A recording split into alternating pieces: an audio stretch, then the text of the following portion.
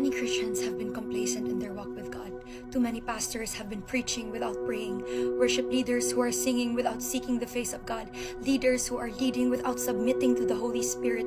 Teachers who are teaching without listening to the voice of God. And complacency in religion is being fulfilled in the fact that you're a pastor, a leader, or a preacher, that you end up having outward righteousness, but you are far away from the presence of the Lord. When worship becomes a job rather than joy, when surrender becomes an obligation rather than an opportunity, when prayer becomes a ritual, not a relationship, and when faith becomes a burden and not a blessing, you have fallen into spiritual complacency.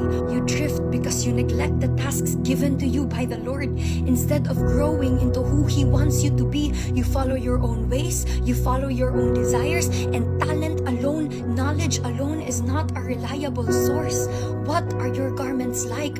Are you ready and prepared to meet the bridegroom, or are you just someone who is attending church? Are you ready and prepared to meet the bridegroom, or are you just someone who holds the microphone on Sundays?